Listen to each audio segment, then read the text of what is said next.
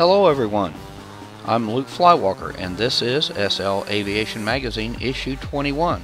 We have a good show lined up for you today.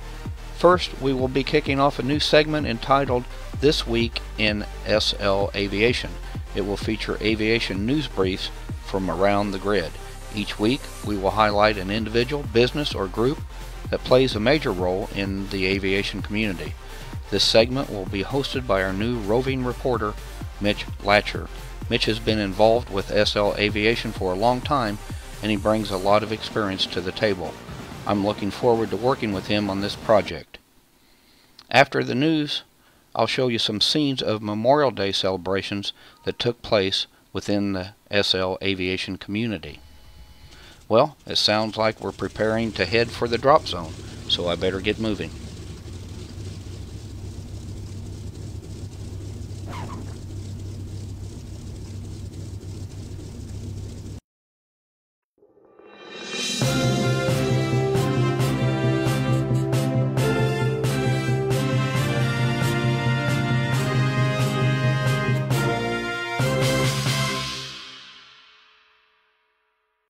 Hello, I am Mitch Latcher, and this is This Week in SL Aviation. We feature all the aviation happenings from around the grid. If you're an airport owner, group leader, or builder, please send me your newsworthy items, and we will put them on the next show. Now to the news. From the builders, EMB announces the release of the EMB 314/A29B. This is a Super Tucano. It's available at the EMB Marketplace store. Spikers and Wingtips announces the release of the KMOV KA-29 heavy-duty flying crane. It's available at S&W Vendors and Worlds and also on the Marketplace store. The military version is also available. SL Aviation Network is sponsoring the D-Day C-47 Blake Sea flyover. It will feature a parachute drop and simulated amphibious landing, followed by a grid flight. Participating groups may enter Best of Show contest for a chance to win 10,000 Lindens. The date is Saturday, June 7th at 11 a.m. Second Life time.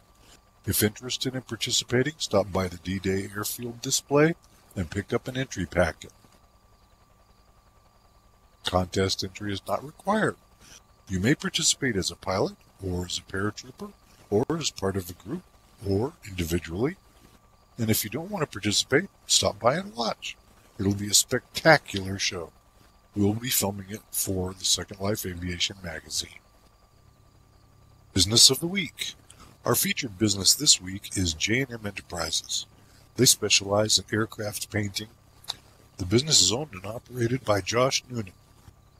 J&M has been in business since 2006. They started building aircraft, scripting them, and painting them. Much of the early work was military and, of course, done with old-fashioned trims. In 2008, J&M was one of the top 3 builders in aviation and ran a successful business. As builders got better and scripting advanced, they dropped the building and scripting phases and continued on with the painting. J&M now works out of Hangar No. 1 in Beta as the main office and a hangar on the southwest corner of Santa Catalina at Hollywood Airport. J&M is available for custom work on almost any of the best builders' models, all that are mesh and modified. Josh has vendors at both hangars for publicly sold paints and does custom work to order. Send a note card with your details and requests, and Josh will get back to you on the job and the costs. That's it for this segment of SL Aviation News. Remember, if you have a newsworthy item, put it in the details and on a note card for me and forward it to me as Mitch Latcher, and this has been This Week in SL Aviation.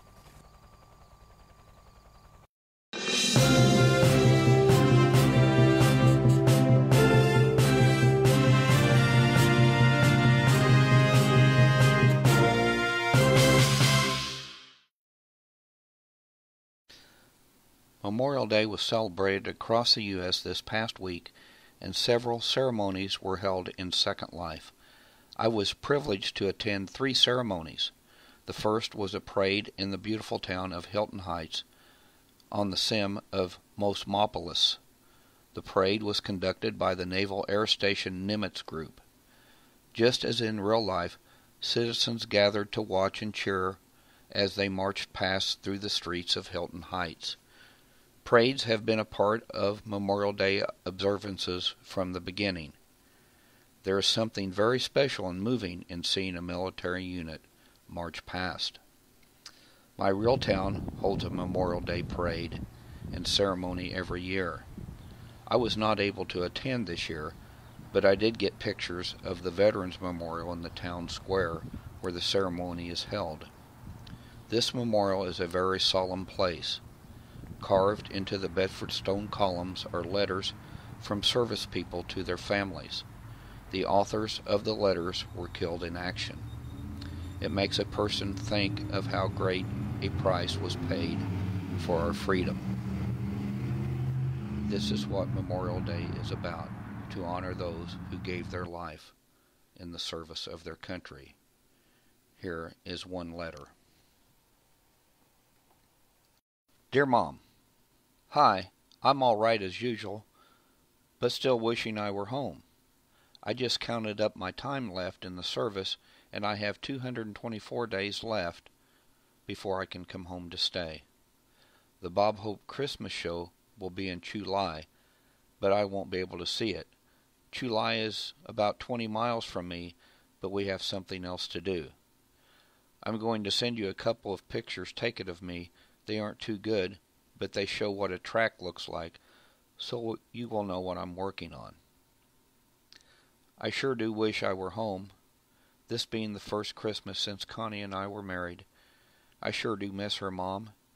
She's a wonderful girl, and I'm lucky she's my wife. Sometimes I wonder whether I'll make it home, but my thoughts of her waiting make me know that I'm coming back alive. I guess I shouldn't write so much about Connie because it embarrasses her, but I can't help bragging about her. I'm glad you're getting things fixed up at home. Now you won't need me to help, as Eddie will be in charge. He can handle things. I have faith in him. Tell him I said that, and I meant it, and I want him to go back to school next semester. When I come home, it will be about the middle of summer, and that's darn good time of year, for I can take Connie many places, like Starve Hollow Beach, or the drive-in, or just stay home by ourselves. I really shouldn't plan so far ahead, but I do anyway. It gives me something to look forward to. Well, Mom, I know you and my brothers and Connie will miss me, but I'll be home soon, and we will be together again as we were, much happier this time, because I won't ever have to leave again. But have a very Merry Christmas and a Happy New Year. I will be thinking of you always. Your son, Marvin. Specialist, 4th Class, Marvin Monroe, U.S. Army, was killed in action in Vietnam, February 9th, 1968.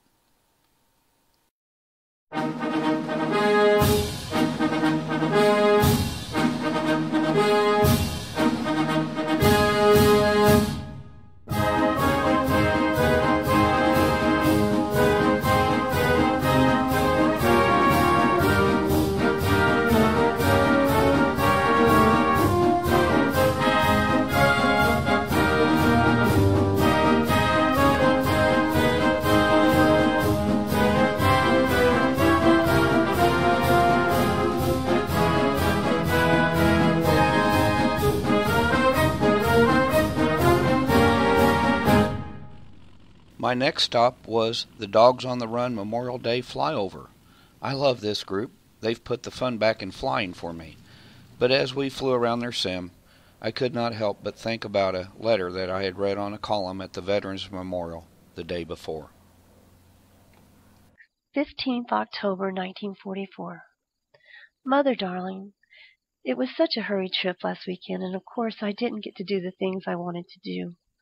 But I got to look at you and put my arms around you for a little while. Heaven, if I'm lucky, will be just like you coming to the door to meet me. I've been busy this week, just flying, but there has been quite a lot of it, and I've been catching up on sleep. I needed to. Remember, it won't be long till I come home for Christmas. Take care of yourself, and take it easy. And remember I love you, Mother, deeply and always.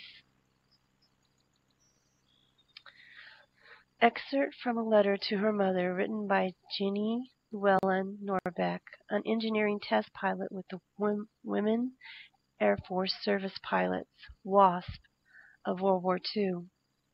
The next day, Jenny was killed in the crash of the Vultee BT-13 Army Basic Trainer she was testing at Shaw Field, Sumter, South Carolina.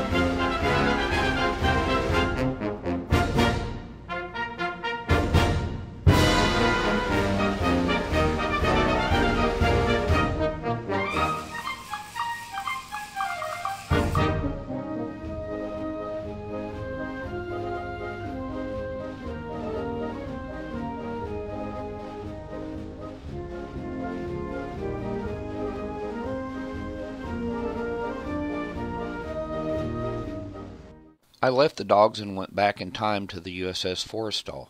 The 7th Fleet held a Memorial Day ceremony on the carrier deck, and Captain Sidney Pobolowski spoke with her officers. She spoke of the meaning of Memorial Day. Her words touched my heart, and she summed up how I was feeling after my visit to the Veterans Memorial the day before. She said, "Memorial Day is not for veterans. They have November 11th. Memorial Day is for the men and women of the armed forces of the United States who sacrificed their lives for their country, their fellow citizens, and most of all, their brothers and sisters in arms." So let me begin by reading General Order Number 11. This was issued by General John A. Logan in May 1868 to establish what was then called Decoration Day. The 30th day of May, 1868, is designated for the purpose of strewing with flowers or otherwise decorating the graves of comrades who died in defense of their country during the late rebellion, and whose bodies now lie in almost every city, village, and hamlet, churchyard in the land.